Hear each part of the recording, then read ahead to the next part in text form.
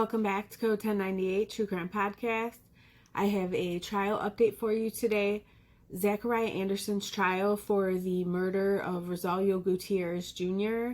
has been underway for well over a week now. The first few days of trial showed the state and the defense continuously locked in arguments about what evidence should or shouldn't be allowed to be used and presented in front of the jury. Through expert testimony, we were able to gain some clarity about whether or not it was Junior's blood that was found in Anderson's van. The expert did testify that forensics were used to look for blood, and a small area was found and it was swabbed. But the amount that was swabbed, the droplet, was so small that there was only enough to run one test.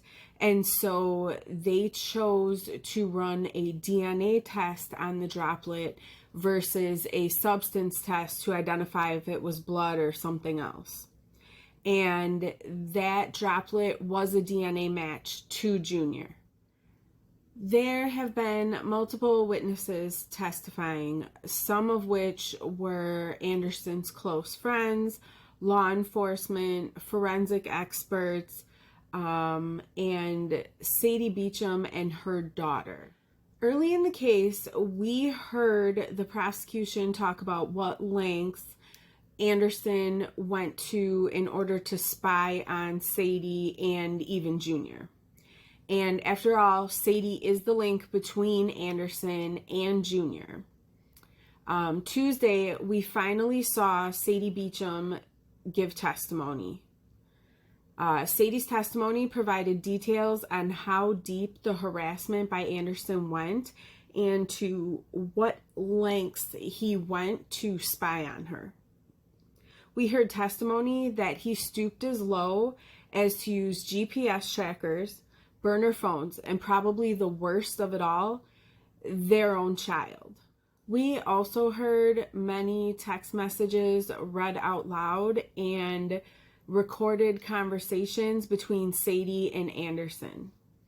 Anderson's display of behavior, as described by Sadie during her testimony, is supported with the text, phone calls, and emails. The electronic evidence in this case is pretty overwhelming. So far, the prosecution has painted a pretty clear picture of a man who just couldn't let go. Now, I'm sure that this entire situation has been a nightmare for Sadie and her kids, as well as the unimaginable pain Junior's children and family must be feeling. The defense has continued down the path of reasonable doubt by trying to exploit a time when two of Junior's close friends showed up at Anderson's home to confront him about Junior's disappearance. Both men did testify and offered nothing more than what was pretty much already known or made a part of the record. Early on in the trial, the defense brought up some ominous text messages between Sadie and her best friend, where they are vaguely talking about something being done that it would take a week to do, and that's when they should talk again about it. And the defense was clearly trying to make a point of reasonable doubt by implying the event being discussed timing aligns with the timing of the text messages regarding Junior's disappearance. And so there's been nothing else presented to support that theory. Also, after hearing more testimony from Sadie's best friend, we learned that the messages were about Sadie installing software on her phone to try to determine if Anderson had been tapping her phone, listening to conversations, tracking her, that type of thing. And the friend explained that they spoke so vaguely because in case he was doing those things, they didn't want him to know that they were trying to counter his stalking ability. Sadie's best friend also testified that there was a time she was babysitting the children at Sadie's home while Sadie was on vacation, and she was woken up by Anderson in the living room, and he had to have broken into the house to gain entry. He didn't have a key or anything, and he demanded to know where Sadie and the children were, and she didn't. She said Sadie was on vacation and the children are upstairs sleeping.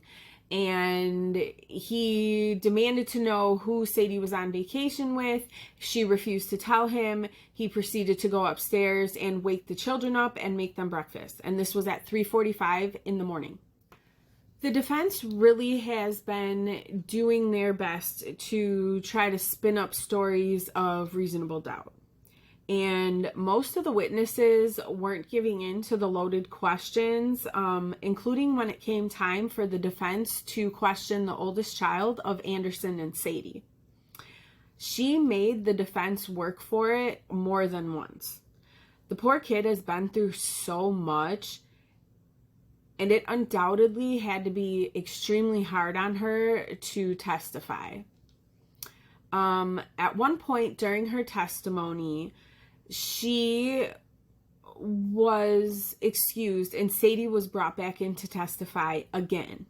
So one of Anderson's family members made the defense aware that they believed Sadie was using sign language to speak to her daughter or communicate with her daughter while she was testifying.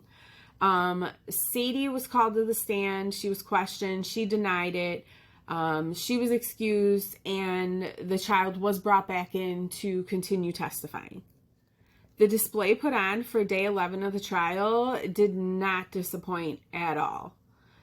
A clerk informed the judge that they noted Anderson scowling and mumbling while intently staring at his daughter while she was testifying. There's also video circulating of Anderson making some type of close your mouth gesture at his daughter during her testimony. Take a look.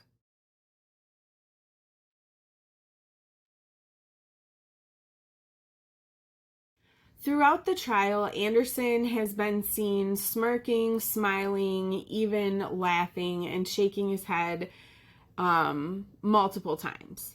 Could Anderson's jealousy and rage been deep enough for him to kill Junior? Did he see Junior as being in his way of getting Sadie back?